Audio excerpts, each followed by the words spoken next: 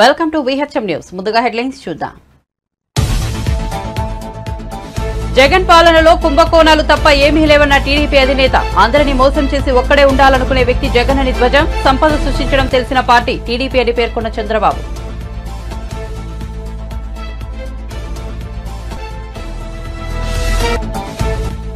జగన్ పై దాడి కేసులో బోండా ఉమ భారీ మూల్యం చెల్లించుకోక తప్పదన్న వెల్లంపల్లి. జగన్ పై ఉమ అనుచరులు దాడి చేశారని వ్యాఖ్య. బోండా ఉమకు డిపాజిట్ కూడా రాదని వెల్లడి.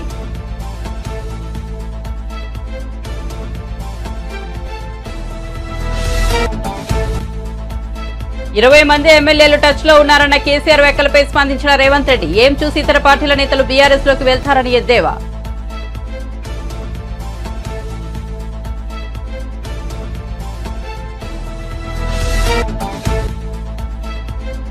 కేసీఆర్ తలపెట్టిన బస్సు యాత్రపై బీజేపీ రాజ్యసభ సభ్యుడు వ్యంగ్యాస్త్రాలు. బస్సు యాత్ర కాదు కదా మోకాల యాత్ర చేసిన కేసీఆర్ ను ప్రజలు నమ్మే పరిస్థితిలో లేరని సెటైర్.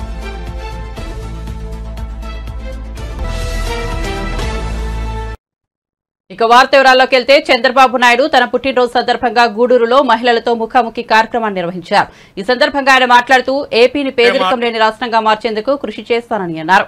జగన్ పాలనలో కుంభకోణాలు తప్ప ఏమీ లేవన్నారు. స్కామ్లు జరిగితే ప్రజలంతా బానిసలుగా ఉండాల్సి వస్తుందని పేర్కొన్నారు.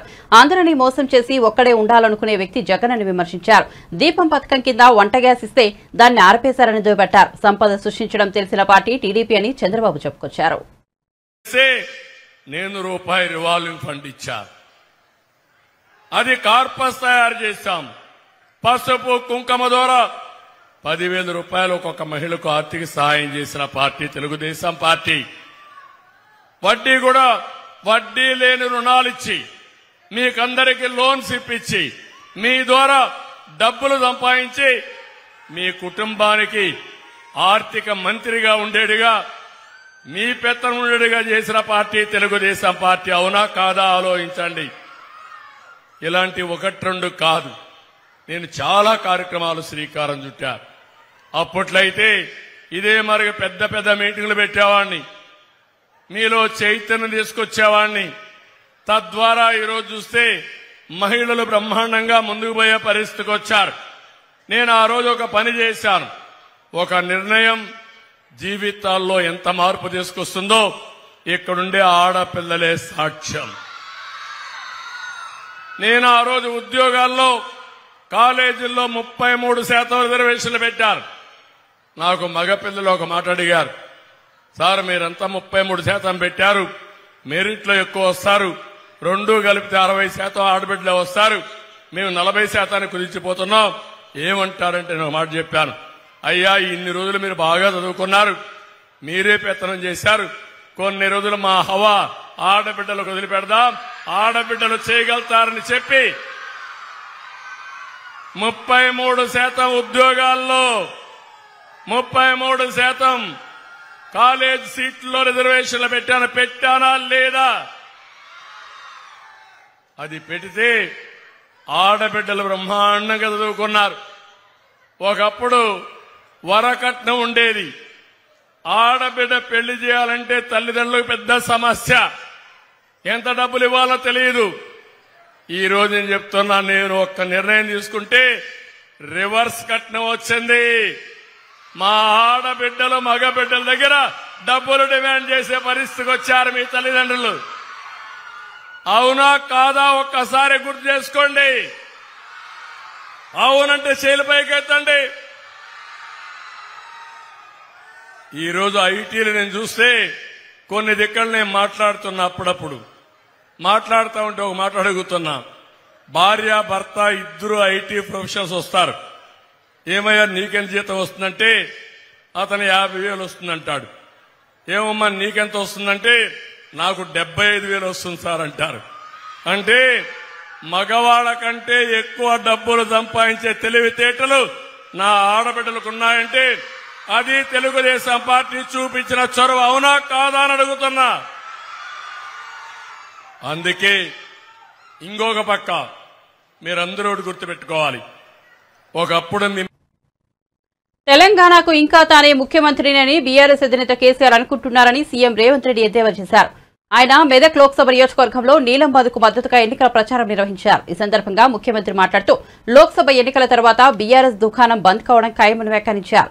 ఇందిరమ్మ రాజ్యం కావాలంటే మెదక్ నుంచి నీలం మధు గెలవాలన్నారు. తనతో 20 మంది ఎమ్మెల్యేలు టచ్ లో ఉన్నారన్న కేసీఆర్ వ్యాఖ్యలపై రేవంత్ రెడ్డి స్పందించారు. అసలు ఏం చూసి ఇతర పార్టీల నేతలు బీఆర్ఎస్ లోకి వెళ్తారని ఎద్దేవా చేశారు. కాంగ్రెస్ పార్టీ కష్టాల్లో ఉన్నప్పుడు మెదక్ ప్రజలు ఇందిరమ్మకు గెలిపించారని గుర్తు చేశారు. హైదరాబాద్ కు ఇందిరమ్మ అనే పరిశ్రమలు ఇచ్చారన్నారు. అందుకే దేశం నలుమూలల నుంచి హైదరాబాద్ వచ్చి ఎంతో మంది బతుకుతున్నట్లు చెప్పారు. పార్టీ నాయకులు, మండల పార్టీ నాయకులు, గ్రామ శాఖ అధ్యక్షులు, ప్రాణ సమానులైన కాంగ్రెస్ పార్టీ కార్యకర్తలందరూ వేలాదిగా, ముఖ్యంగా మా ఆడబిడ్డలు ఎర్రటెండకు మండు టెండలో మాడ బగులుతున్నా నీలం మధును ఆశీర్వాదాన్ని చేసిన మా ఆడబిడ్డలందరికీ కూడా మనస్ఫూర్తిగా ధన్యవాదాలు, అభినందనలు తెలియజేస్తున్నా. మిత్రులారా, ఈ మెదక్ గడ్డ మీద ఈ ఛత్రపతి శివాజీ సాక్షిగా శాసనసభ ఎన్నికలలో అని చెప్పి ఇప్పించింది కాబట్టి ఇందిరమ్మ ఈ దేశానికి ప్రధానమంత్రి అయింది. మెదక్ జిల్లాకు వేలాది పరిశ్రమలు వచ్చినాయి, లక్షలాది ఉద్యోగాలు వచ్చినాయి. ఈ ప్రాంతం అభివృద్ధి పదం వైపు నడిచింది. కానీ నరేంద్ర మోడీ ప్రధానమంత్రిగా, కల్వకుంట్ల చంద్రశేఖరరావు ముఖ్యమంత్రిగా మనకు ఏకాన ఇచ్చింది లేదు, ఈ ప్రాంతాన్ని అభివృద్ధి చేసింది లేదు. అందుకే మిత్రులారా, ఇవాళ చంద్రశేఖరరావు పని అయిపోయింది, ఆయన లేవలేకుండా పడ్డాడు. కార్ఖానకు పోయింది, ఇక తూకాణం బంద్ అయింది. తుక్కు కింద దాన్ని తూకం పెట్టి అమ్మాల్సిందే. ఇవాళ గజ్వేల్ ఫామ్ హౌస్ ముందర ఒక పిల్లగాడు తిరుగుతున్నాడు, నేను చూసిన. వాడు ఒకటే స్లోగన్ ఎత్తుకున్నాడు, పాత సామాన్లు కొంటాం, పాత సామాన్లు కొంటామని. నేను ఎవరినో పంపించి అడిగిన, ఏంద్రవాడ అన్నే తిరుగుతుండంటే, కారు షెడ్డుకు పోయింది కదా, ఖరాబ్ అయింది కదా, ఇక తూకం కింద పాత సామాన్ల కింద ఆ కారు కొనుక్కుంటే ఆ గిల్లల పయ్యలు పిల్లలు ఆడుకోనికి వనుకొస్తాయని అంటున్నాడు. అందుకే ఇవాళ కేసీఆర్ నౌకరు పోయి నడుము ఇరిగి పార్టీ ఓడి ఏం చెప్పాలో తెలియక పిట్టల ద్వారా ఇంట్లో కూర్చొని పిలిపించుకొని భజన సంఘం ముందల ఇవాళ కాంగ్రెస్ పార్టీ అయిపోయింది అంటుండు. ఎట్లా అయిపోతుంది బిడ్డ? అది ఉన్న ఫుల్ పార్టీలా పోయంగానే 12 పెగ్గులు పోగానే కాంగ్రెస్ ఖాళీ అవుతుంది, 20 మంది టచ్లు అంటుండు. ఎట్లయితుంది? అది ఏమన్నా 2 లీటర్ల ఫుల్ బాటిల్ అనుకుంటున్నా, 20 పెగ్గులు వేస్తే ఖాళీగానికే. ఈడ కాపలా ఉన్నదెవడు బిడ్డ? ఎవడో తెలుసా? ఈడ వస్తావా? రా బిడ్డ, టచ్ చేసి చూడు. హైటెన్షన్ వైరికిన కాకి తగులితే ఎట్లయితుందో, కాంగ్రెస్ మీద చెయ్యి పెడితే మాడి మసైపోతావు బిడ్డ. నీ తాతలు ముత్తాతలు గుర్తు రావాలి. కాంగ్రెస్ టచ్ చేస్తే నువ్వు అనుకుంటున్నావేమో. నేను జైపాల్ రెడ్డి జానారెడ్డిని కాదు బిడ్డ, మర్యాదగా ఉండనికే బట్టలు ఇప్పదించి రోడ్డు మీద ఉరికించి కొట్టిస్తా బిడ్డ మా కాంగ్రెస్ పార్టీ కార్యకర్తలతోటి. ప్రజలు ఎన్నుకున్న ప్రభుత్వం, ప్రజా తీర్పిచ్చిన ప్రభుత్వం, ప్రజల మన్నన పొందిన ప్రభుత్వం 100 రోజుల్లో 6 గ్యారెంటీలలో 5 గ్యారెంటీలు అమలు చేసిన ప్రభుత్వం. మా ప్రభుత్వాన్ని పడగొడతారా నువ్వు మోడీ కలిసి? నువ్వు మోడీ చీకట్లో మాట్లాడుకుంటే అయిపోయింది అనుకుంటున్నావా? రా బిడ్డ రా, మోడేస్తాడో మోడీ తాతను తెచ్చుకుంటావు, నీ ఎంబడి ఎవడొస్తాడో రాండి. ఏసాలు వేస్తున్నట్టు నువ్వు. ఆడబిడ్డలకు ఆర్టీసీలో ఉచితంగా బస్సు ప్రయాణం కల్పిస్తే ఈ 120 రోజుల్లో 35 కోట్ల మంది మా ఆడబిడ్డలు అమ్మగారింటికి పోయిరు, అత్తగారింటికి పోయిరు, సుట్టపోళ్ళింటికి పోయిరు. 7 రూపాయల జాతరకు కూడా మా ఆడబిడ్డలు పోయొచ్చారు. మేడారం సమ్మక్క సారలమ్మ జాతరకు పోయినరు. మా ఆడబిడ్డలు ఇవాళ ఆర్టీసీ బస్సుల్లో ఉచిత ప్రయాణం చేస్తే వాళ్ళ కళ్ళల్లో ఆనందం చూసి ఓర్వలేక కళ్ళల్లో జీడి పోసుకుంటుండే కేసీఆర్. ఈ ప్రభుత్వాన్ని వడగొడితే ఆడబిడ్డలకు ఆర్టీసీ బస్సు ఉచిత ప్రయాణం రద్దవుతుందని మా ఆడబిడ్డలకు వ్యతిరేకంగా కుట్ర చేస్తున్నాడు. మా ఆడబిడ్డలు చూసుకుంటా ఊరుకుంటారా నువ్వు చేసే పనులు? అదే విధంగా దవాఖానకు పోతే బిల్లులు కట్టలేక ఆస్తులమ్మి ఆలి మీద ఉన్న తాళి కూడా తెగ నమ్ముకునే పరిస్థితి ఉండి తనను పోలీసులు నిత్యం వేధిస్తున్నారని టీడీపీ నేత బోండా ఉమా అన్నారు. విజయవాడలో నిర్వహించిన మీడియా సమావేశంలో ఆయన మాట్లాడారు. వందలాది పోలీసులు శుక్రవారం తన ఆఫీసును చుట్టుముట్టారని చెప్పారు. యుద్ధానికి వచ్చినట్లు విజయవాడ సిపి తన మీదకు వారిని పంపారని తెలిపారు.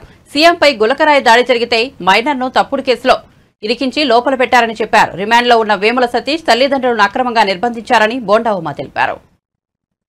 కేసులు పెట్టి నామినేషన్ వేసినటువంటి నన్ను ఈ రోజు పోలీసులు నిత్యం వేధిస్తా ఉన్నారు. 100 మంది పోలీసులు నిన్న మా ఆఫీస్ చుట్టుముట్టారు. 2 ఏసీపీలు, 4 సిఐలు, 6-7 మంది ఎస్ఐలు, కానిస్టేబుల్స్, టాస్క్ ఫోర్సు వీళ్ళందరూ కూడా ఒక యుద్ధానికి వచ్చినట్టుగా విజయవాడ సిపి మా మీదకి పంపించాడు. ఏం తప్పు చేశాం మేము రోజు ప్రజల్లో ఉన్నాం. సీఎం మీద గులకరాయి దాడి జరిగితే దానికి ఒక మైనర్ని తప్పుడు కేసులో ఇరికిచ్చి అతన్ని లోపల పెట్టారు. మళ్ళా ఈరోజు 164 స్టేట్మెంట్ అంట జడ్జి గారి ముందు వాళ్ళ కుటుంబం ఏదైతే వేముల సతీష్ రిమాండ్ లో ఉన్నాడో వాళ్ళ తల్లిదండ్రుల్ని అక్రమంగా నిర్బంధించి వాళ్ళ తల్లిదండ్రుల మేడ మీద కత్తి పెట్టి టార్చర్ చేసి 3rd డిగ్రీ ఉపయోగించి ఈరోజు మీ కొడుకు మేము చెప్పినట్టుగా 164 స్టేట్మెంట్ ఇవ్వకపోతే శాశ్వతంగా మీ కొడుకుని కోడికత్తి సీనులాగా జైల్లో ఉంచుతాము అని ఒక పోలీసు ఉన్నతాధికారులే బెదిరిస్తా ఉంటే ఇంకా ఎక్కడ రాష్ట్రంలో చట్టం అమలు అవుతోంది? ప్రతి అంశాన్ని ఎలక్షన్ కమిషన్ గారి దృష్టికి తీసుకెళ్తా ఉన్నాం, డీజీపీ దృష్టికి తీసుకెళ్తా ఉన్నాం. మొత్తం డీజీపీ, సిపి, ఏసీపీలు అందరూ ఒక సిండికేట్ గా ఏర్పడి ఈ పోలీస్ సిండికేట్ గా ఏర్పడి Telugu Desam party nomination MLA contested క్యాండిడేట్లను వేధిస్తానికి కుట్ర పన్నారనంటే ఇంతకన్నా దుర్మార్గం ఉందా అని అడుగుతా ఉన్నా. మా సెంట్రల్ నియోజకవర్గ బీసీ నాయకుడైన వేముల దుర్గారావు, ఇతనికి రాయేసిన అతను వేముల, ఇతను కూడా వేముల, ఏ సంబంధం లేనటువంటి ఇతను తీసుకుని వెళ్ళి 6 రోజులైంది. ఎక్కడున్నాడో తెలియదు. కోర్టుకు బెటరు, రిమాండ్ చూపించరు. ఎవరో కాకినాడ నుంచి ఏసీపీ హనుమంతరావుని పిలిపించారు. రమణమూర్తి అనే ఏసీపీని గుంటూరు నుంచి పిలిపించి చిత్రహింసలు దుర్గారావుని ఒప్పుకోమని, తప్పుడు కేసు ఒప్పుకోమని ఆడవాళ్లతో సహా పోలీస్ స్టేషన్ లో పెట్టి చిత్రహింసలు పెడుతున్నారంటే అసలు ఈ రాష్ట్రంలో చట్టం అమలవుతుందా? మేము మొదటి రోజే ఎన్నికల సంఘానికి కంప్లైంట్ చేశాం, సిబిఐ ఎంక్వైరీ ఇవ్వండి. ఒక ముఖ్యమంత్రి మీద దాడి జరగటం కరెక్ట్ కాదు.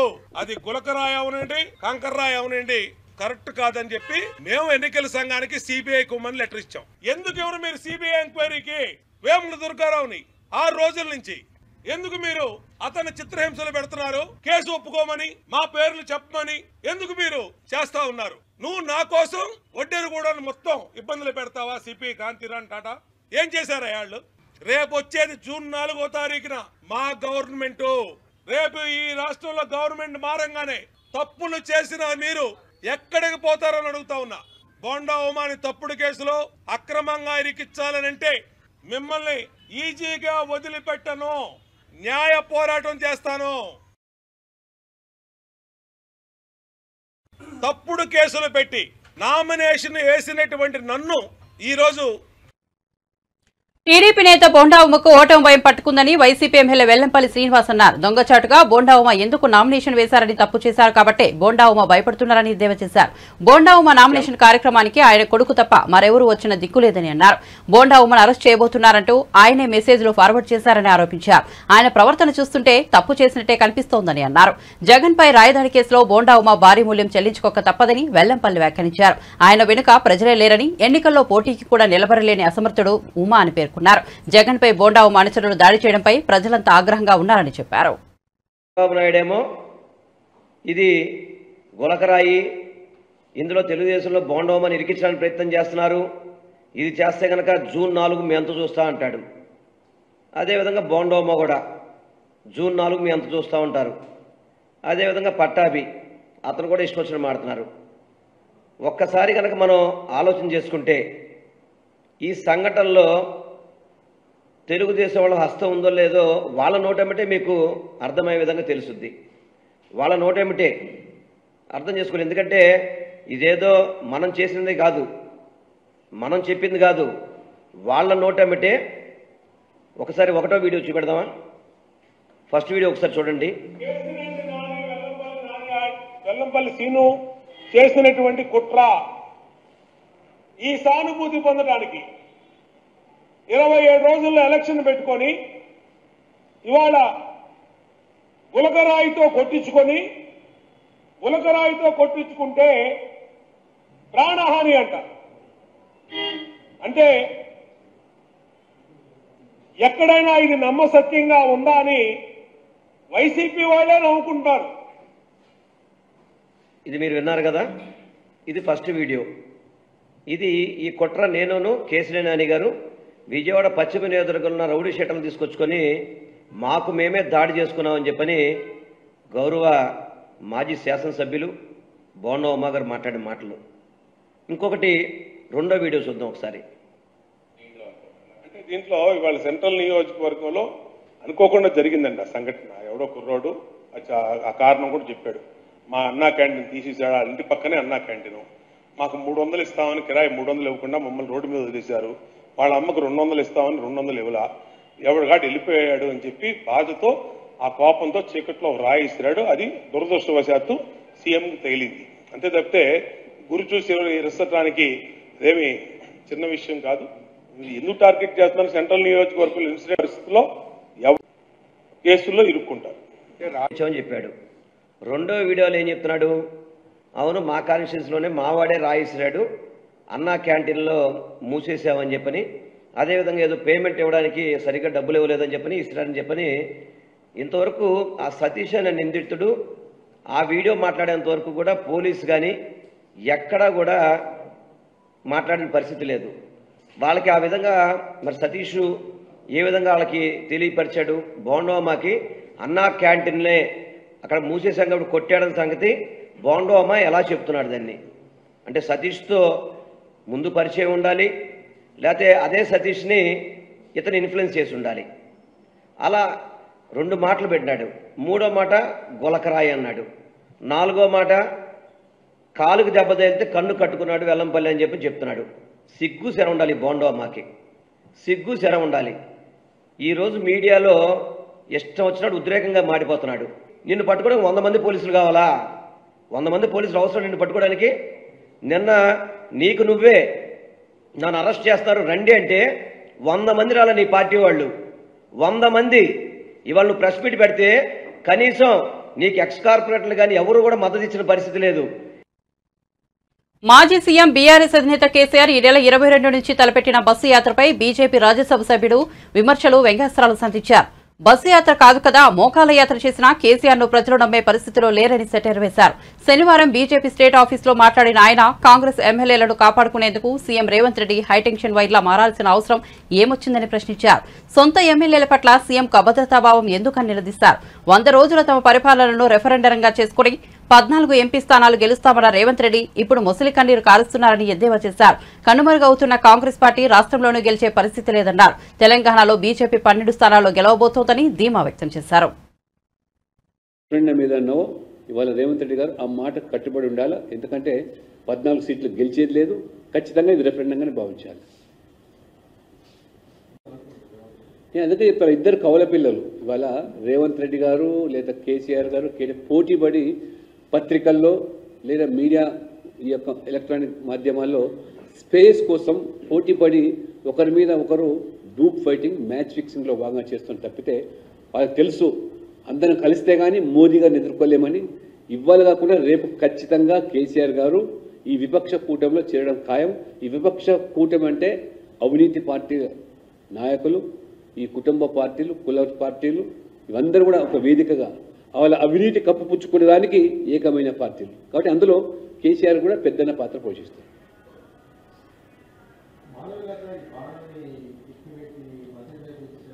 అది అది అది అది ఆమె దానికి స్పష్టం చేసింది. అది ఎక్కడ కూడా డెలిబరేట్గా చేయలేదు కూడా. She made it very clear. బీజేపీకి ఫర్ ఇన్ఫర్మేషన్ చెప్తున్నాను, ఇవాళ మీరు ఉత్తరప్రదేశ్ లాంటి రాష్ట్రాల్లో కూడా పస్మందా ముస్లిమ్స్ పేరు మీద ముస్లింల నుండి వెనుకబడ్డ వర్గాలు సైతం కూడా పెద్ద ఎత్తున ఇవాళ బీజేపీకి మద్దతు తెలుపుతున్నారు. బీజేపీని ఇవాళ అనుకూలంగా వారు ఓటు వేస్తూ ఉన్నారు. కాబట్టి ఇవాళ ముస్లింలు కూడా ప్రధానమంత్రి మీరు చూస్తూ ఉన్నారు స్వయంగా ఏ రకంగా ఇవాళ మైనారిటీస్, ముస్లిమ్స్, క్రిస్టియన్స్ డామినేటెడ్ స్టేట్స్లో, క్రిస్టియన్ డామినేటెడ్ స్టేట్స్లో నార్త్ ఈస్ట్లో కూడా బీజేపీ ఇవాళ 6 రాష్ట్రాల్లో అధికారులు ఉన్నాం. ఇవాళ హైయెస్ట్ సీట్స్ కూడా ఆ నార్త్ ఈస్ట్లో బీజేపీ సాధించబోతుంది. We're in power in 6 states out of 8. Agenda ఒకటి అభివృద్ధి.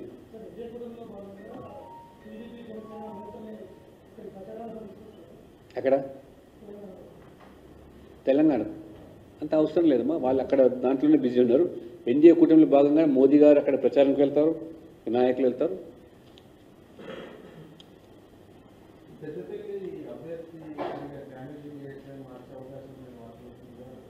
వార్తలు వస్తున్నాయి, మేము వింటున్నాం మీ మాదిరి.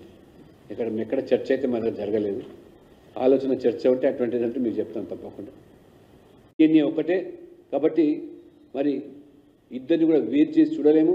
ఆ ఇద్దరి డిఎన్ఏ కూడా కుటుంబ పాలన, వంశపారపర రాజకీయాలు, అవినీతి లేదా మైనార్టీ బుజ్జగింపే రాజకీయాలు లేదా హిందూ వ్యతిరేకమైనటువంటి మరి నిర్ణయాలతో ఈ రెండు పార్టీలు పోటీ పడి వాళ్ళ కూటమిగా తెలంగాణలో కాంగ్రెస్, బీఆర్ఎస్, మజ్లిస్, కమ్యూనిస్ట్ ఏకమైన ప్రజలు.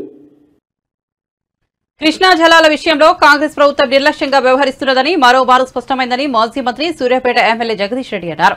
శుక్రవారం సూర్యాపేట జిల్లా కేంద్రంలో ఆయన మీడియాతో మాట్లాడుతూ ఉమ్మడి నల్గొండ జిల్లా దాహార్తిని తీర్చడంతో పాటు ఆపత్కాలంలో విద్యుత్ అవసరాన్ని తీర్చే టెయిల్ పాండ్ నీటిని ఏపీ అడ్డదారుల్లో ఖాళీ చేస్తుంటే ముఖ్యమంత్రి సహా జిల్లా మంత్రులకు సోయి లేకుండా పోయిందని ఆగ్రహం వ్యక్తం చేశారు. ప్రభుత్వ నిర్వాహకంతో నల్గొండ జిల్లా మరోసారి ఫ్లోరైడ్ రక్కసికి బలయ్యే ప్రమాదం ఉందని ఆందోళన వ్యక్తం చేశారు. సాగునీళ్ళు ఇచ్చే విషయంలో చివరికి తాగునీళ్ల విషయంలో కూడా ఏ రకంగా సోయి లేకుండా ప్రవర్తిస్తుందో మరొకసారి దానికి ప్రత్యక్ష ఉదాహరణ నాగార్జునసాగర్ టెయిల్ పాండ్. గత 10 సంవత్సరాలుగా ఏ క్షణం చూసినా నిండుగా ఉండే టెయిల్ పాండ్ మన విద్యుత్ అవసరాలను తీర్చేది, ప్రత్యేకించి నల్లగొండ జిల్లా మొత్తానికి తాగునీటి అవసరాలను తీర్చే టెయిల్ పాండ్ ఇవాళ 4 రోజుల్లోనే ఖాళీ అయింది, అక్రమంగా చోరీకి గురైంది. ఆంధ్రప్రదేశ్ ఎటువంటి అనుమతులు లేకుండా, ఎటువంటి చర్చలు లేకుండా, ఎవరికి మూడో కంటికి తెలియకుండా దొంగతనంగా నీళ్లు తీసుకుపోయి ఖాళీ చేస్తే తెలంగాణ ముఖ్యమంత్రికి, తెలంగాణ మంత్రులకు, నల్గొండ జిల్లా మంత్రులకు, ఎమ్మెల్యేలకు సోయే లేదు. రేపు నల్గొండ జిల్లా మరొకసారి 2014 పూర్వ పరిస్థితి పోయే ప్రమాదం వచ్చింది. ఈ జిల్లాలో వీళ్ళు ఏదైతే మేము మార్పు తెస్తారన్నారో తప్పకుండా మళ్లీ ఫ్లోరింగ్ కి ఈ జిల్లాను అప్పచెప్పే ప్రమాదం తెస్తున్నారు. ఫ్లోరింగ్ మహమ్మారికి ప్రజలు తప్పని పరిస్థితులలో మళ్లీ భూగర్భ జలాల మీద ఆధారపడితే, బోర్ల మీద ఆధారపడితే వచ్చేది ఫ్లోరోసిస్ తప్ప మనుషులు కావు. వీళ్ళు చేసిన దుర్మార్గాన్ని కేసీఆర్ గారు వెంటబడి తరిమి 6 ఏళ్లలోనే ఫ్లోరోసిస్ ని మాయం చేసేదానికి ఇవాళ మిషన్ భగీరథ ద్వారా చిట్యాల టెయిల్ పాండ్ నుంచే మనం నీళ్లు ఇచ్చినాం. గత 5 సంవత్సరాలుగా ఇవాళ అందులో చుక్క నీళ్లు లేని పరిస్థితి తీసుకొచ్చిండ్రు. మంత్రులకు కనీస సోయి లేదు, సాగునీళ్లు ఇవ్వలేకపోయినారు, లక్షలాది ఎకరాలు ఎండబెట్టి రైతాంగం కొట్టగొట్టిండ్రు. ఇవాళ తాగునీళ్లు కూడా ఇవ్వకుండా నల్గొండ జిల్లా గొంతులు ఎండే పరిస్థితి తీసుకొచ్చిండ్రు, గొంతులు ఎండబెట్టే పరిస్థితి తీసుకొచ్చిండ్రు. ఇంత మించిన దుర్మార్గం ఇంకొకటి లేదు. ఒక ప్రభుత్వం అనేది ఇంత సోయి లేకుండా, ఇంత నిర్లక్ష్యంగా ఉండడం అనేది ఒక సిగ్గుచేటు. గతంలో సమైక్యాంధ్ర ప్రభుత్వాలు కూడా ఇంత దరిద్రంగా లేకుండే, కానీ వాళ్ళ వచ్చిన ఆ సమైక్యాంధ్ర నాయకుల తొత్తు ప్రభుత్వం ఇది. వాళ్ళ యజమానులకు సంతోషం కలిగించే పద్ధతుల్లో వీళ్ళ ప్రవర్తన కనబడుతుంది. జిల్లాలో ఓట్లేసి గెలిపించిన ప్రజలు వీళ్ళకి కనబడతలేరు. వీళ్ళకి ఆనాడు బీఫామ్లు ఇచ్చిన బాసులే మళ్లీ గుర్తొస్తున్నట్టున్నారు. ఇంత దుర్మార్గంగా ప్రవర్తిస్తున్నారు. ఇప్పుడు వెంటనే టెయిల్ పాండ్ లో నీళ్లు ఖాళీ అయిన దానికి బాధ్యులెవరు, ఎందుకు జరిగిందో సమాధానం చెప్పాల్సిన బాధ్యత ప్రభుత్వం పైన ఉంది, ముఖ్యమంత్రి పైన, జిల్లా మంత్రుల పైన ఉంది. మీరు వెంటనే తగు చర్యలు తీసుకుని జిల్లాలో ప్రజలు ఏదైతే భయభ్రాంతులకు గురవుతున్నారో మళ్లీ మనుషుల కొరకు మేము ఎక్కడికి పోవాలి, మళ్లీ 1000 ఫీట్ల లోతుకు పోయి ఫ్లోరోసిస్ వ్యాధిని మహమ్మారి తెచ్చుకుని తాగాలన్న బాధ, భయం మొదలైంది జిల్లా ప్రజల్లో. మరి వెంటనే చర్యలు తీసుకుని తగు చర్యలు తీసుకుని జిల్లా ప్రజలకు ధైర్యం ఇవ్వాల్సిన అవసరం. మన విద్యుత్ అవసరాలు కూడా ఎంతో. టీడీపీ అధినేత చంద్రబాబు యువనేత నారా లోకేష్ విద్వేషపూరిత వ్యాఖ్యలు చేస్తున్నారని, సాక్షాత్ ముఖ్యమంత్రిపైనే దాడి చేయమని ప్రోత్సహిస్తున్నారని వైసీపీ నాయకురాలు వాసిరెడ్డి పద్మ విమర్శించారు. కేసులుంటేనే పదవులు వస్తాయని లోకేష్ అంటున్నారని దుయ్యబట్టారు. టీడీపీ ఓటమి అంచనా ఉంది కాబట్టే దాడులకు తెగబడుతున్నారని అన్నారు. ఓటమి భయంతో టీడీపీ హత్య రాజకీయాలకు తెగబడుతోందని చెప్పారు. అభివృద్ధి అంటే ఏమిటో, ఎలా పాలించాలో చంద్రబాబుకు తెలుసా అని వాసిరెడ్డి పద్మ ప్రశ్నించారు. పాలన చేతనైతే 5 ఏళ్లలో ఎందుకు ఏమీ చేయలేకపోయారని అన్నారు. అధికారంలోకి వస్తే ఏం చేస్తారో కూడా చెప్పలేకపోతున్నారని, కూటమిని చూసి ఓట్లు వేయాలని అడుగుతున్నారని ఎద్దేవా చేశారు. చంద్రబాబు మాటలకు ప్రజల నుంచే కాకుండా టీడీపీ నేతల నుంచి కూడా స్పందన రావడం లేదని అన్నారు. బైకుతో గుద్ది చంపేసినటువంటి ఘటన నిన్న జరిగింది. ఆయన బ్రెయిన్ డెడ్ అయి చివరికి ఆసుపత్రిలో మృతి చెందారు. ఒంగోలు, చిత్తూరు, అన్నమయ్య జిల్లా, అరకు నిన్న జరిగినటువంటి వీళ్ళ తెలుగుదేశం పార్టీ రౌడీయిజం సంఘటనలు, ఎక్కడికక్కడ వైసీపీ నాయకులపైన, సానుభూతి పరులపైన చేస్తున్నటువంటి దాడులు చూస్తుంటే ఏ రకమైనటువంటి ఎజెండాతో వీళ్ళు వెళ్తున్నారనేటటువంటి అర్థమవుతోంది. ఏకంగా చంద్రబాబు నాయుడు గారు పబ్లిక్ మీటింగుల్లో ముఖ్యమంత్రి గారి పైన రాళ్లతో కొట్టండి, దున్నపోతు అనేటటువంటి మాటలు ఉపయోగించడం ఒక విద్వేషపూరితంగా. ఓ పక్కన లోకేష్, మరో పక్కన చంద్రబాబు ఇద్దరు కూడా ముఖ్యమంత్రి గారి మీద ఒక దాడికి పురుకొల్పేటటువంటి విధంగా ప్రసంగాలు చేస్తా ఉన్నారు, రెచ్చగొడతా ఉన్నారు కార్యకర్తలని, వాళ్ళకి సంబంధించినటువంటి శ్రేణులని. అంతకు ముందే లోకేష్ చాలా స్వయంగా చెప్పాడు, మీ మీద ఎన్ని కేసులుంటే మీకు అంత ప్రమోషన్లు, మీకు అన్ని పదవులు అనేటటువంటిది. ఈ నేపథ్యంలో ఇవాళ జరుగుతున్నటువంటి దాడులను చూస్తే ఉద్దేశపూర్వకంగా ఒక భయోత్పాతం సృష్టించాలి అనేటటువంటి దానితోటి ఇవాళ వైసీపీకి సంబంధించినటువంటి బ్రహ్మరథం పడుతున్నటువంటి సందర్భంలో ఈ ప్రభుత్వానికి, ముఖ్యమంత్రి గారికి, జగన్మోహన్ రెడ్డి గారికి ప్రజలు బ్రహ్మరథం పడుతున్నటువంటి సందర్భంలో వైసీపీ నాయకులని దాడులు చేసి, హత్యా ప్రయత్నాలు చేసి నిలువరించాలి అనేటటువంటి ఒక దురుద్దేశం ఈ రోజున తెలుగుదేశం పార్టీ కార్యక్రమాలలో కనపడుతూ ఉంది. చాలా స్పష్టంగా ఇవాళ ఎవరైతే గెలవలేమనుకుంటారో, ఎవరైతే ఓటమి అంచున ఉన్నామని స్పష్టత వచ్చిందో వాళ్లే ఇట్లాంటి పిరికి పందల చర్యలకి పాల్పడతారు. దాడులకి పాల్పడుతున్నారు అంటే వాళ్ళు పారిపోతున్నారని అర్థం. ఇవాళ యుద్ధరంగం నుంచి సిద్ధమంటూ ఇవాళ వైసీపీ శ్రేణులు జగన్మోహన్ రెడ్డి గారి నాయకత్వంలో సిద్ధమంటూ తరలి వస్తుంటే, వేలాది లక్షలాది కోట్లాది జన సమూహాలు కదిలి వస్తూ ఉంటే, వీళ్ళు ఒక పక్కన కూటమి కట్టినా కూడా శక్తి సరిపోక, ఎదురు నిలబడలేక పారిపోతూ చివరికి రాళ్లు రువ్వడం, మరణాయుధాలు. వివేకానందరెడ్డి హత్య కేసులో సీబీఐ ఛార్జ్షీట్లో చెప్పిన విషయాలను తాము మాట్లాడుతుంటే భావ ప్రకటన స్వేచ్ఛను హరించే విధంగా వైఎస్ఆర్సీపీ నాయకులు కోర్టుకు వెళ్లి గ్యాగ్ ఆర్డర్ తీసుకొచ్చారని ఏపీపీసీసీ అధ్యక్షురాలు, కడప ఎంపీ అభ్యర్థి వైఎస్ షర్మిల ఆగ్రహం వ్యక్తం చేశారు. జగన్ కు చిన్న రాయి తగిలితేనే హత్య అయితామని చెప్పిన వారు 5 ఏళ్ల కిందట వివేకానందరెడ్డిని గొడ్డలితో నరికి చంపితే ఎందుకు గుండెపోటేగా ప్రచారం చేశారో జగన్మోహన్ రెడ్డి సమాధానం చెప్పాలని డిమాండ్ చేశారు. నిందితుడిగా ఉన్న అవినాష్ రెడ్డికి మళ్లీ ఎంపీ టికెట్ ఎలా ఇచ్చారో జగన్ సమాధానం చెప్పాలంటారు. కడప పార్లమెంటుకు కాంగ్రెస్ పార్టీ తరఫున షర్మిల నామినేషన్ దాఖలు చేశారు. లేక నేరం వైపు ఉన్నారా అని మేము ఏదైతే సిబిఐ ఛార్జ్ షీట్లో ఉందో ఆ విషయాలు మాత్రమే మాట్లాడడం జరుగుతుంది. ఏ విషయాలు ఛార్జ్ షీట్లో లేవో అవి మాకు కూడా తెలియని విషయాలు. మాకు ఇన్ని విషయాలు తెలుసు అంటే దానికి కారణం సిబిఐ ఆధారాలతో ఇన్ని విషయాలు బయట పెట్టింది కాబట్టే మాకు ఈ విషయాలు తెలిసాయి. మేము మాట్లాడకూడదు అన్నట్టు గ్యాగ్ ఆర్డర్ తీసుకొచ్చారు. జగన్మోహన్ రెడ్డి గారికి ఒక చిన్న రాయి తగిలితే దానికి హత్యాయత్నం అని పెద్ద బ్యానర్ ఐటమ్గా వేసుకున్నారు. అంటే ఒక చిన్న రాయితో మిమ్మల్ని హత్య చేసేంత ప్రయత్నం జరిగింది అని మీరు చెప్తున్నారు. మరి చిన్న రాయితో కొడితేనే మీకు హత్యాయత్నంలా ఉంటే రాజశేఖర రెడ్డి గారి తమ్ముణ్ణి, వివేకానంద రెడ్డి గారిని, ప్రజానాయకుణ్ణి 7 సార్లు తల మీద గొడ్డలితో నరికి 7 సార్లు నరికితే మెదడు బయటకు వచ్చింది. కానీ అది మాత్రం సాక్షికి హార్ట్ అటాక్ లాగా ఎందుకు కనిపించిందో జగన్మోహన్ రెడ్డి గారు సమాధానం చెప్పాలి. అధికారంలోకి వచ్చిన తర్వాత సిబిఐ ఎంక్వైరీని ఎందుకు వద్దన్నారో జగన్మోహన్ రెడ్డి గారు ప్రజలకు సమాధానం చెప్పాలి. సిబిఐ దోషులు అని చేర్చిన అవినాష్ రెడ్డి గారిని ఎందుకు కాపాడుకుంటూ వస్తున్నారో, తన అధికారాన్ని కూడా దుర్వినియోగం చేస్తూ కర్నూలులో సిబిఐ అక్యూజ్డ్ని అరెస్ట్ చేయడానికి వస్తే తన పోలీసులనే, ప్రభుత్వ పోలీసులనే, రాష్ట్ర పోలీసులనే కంచగా వేసి. బులెటిన్ ముగించే ముందు హెడ్లైన్స్ మరోసారి చూద్దాం. జగన్ పాలనలో కుంభకోణాలు తప్ప ఏమీ లేవన్న టీడీపీ అధినేత. అందరినీ మోసం చేసి ఒక్కడే ఉండాలనుకునే వ్యక్తి జగన్ అని ధ్వజం. సంపద సృష్టించడం తెలిసిన పార్టీ టీడీపీ అని పేర్కొన్న చంద్రబాబు.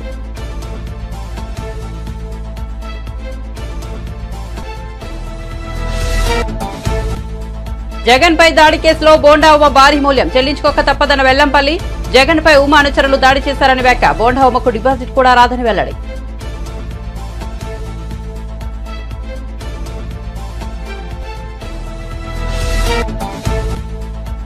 ఇరవై మంది ఎమ్మెల్యేలు టచ్ లో ఉన్నారన్న కేసీఆర్ వ్యాఖ్యలపై స్పందించిన రేవంత్ రెడ్డి. ఏం చూసి ఇతర పార్టీల నేతలు బీఆర్ఎస్ లోకి వెళ్తారని ఎద్దేవా.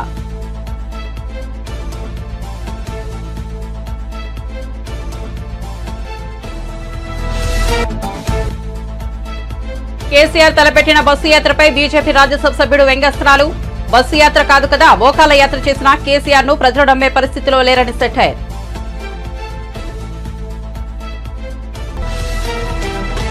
మరిన్ని అప్డేట్స్ కోసం చూస్తూనే ఉండండి VHM న్యూస్.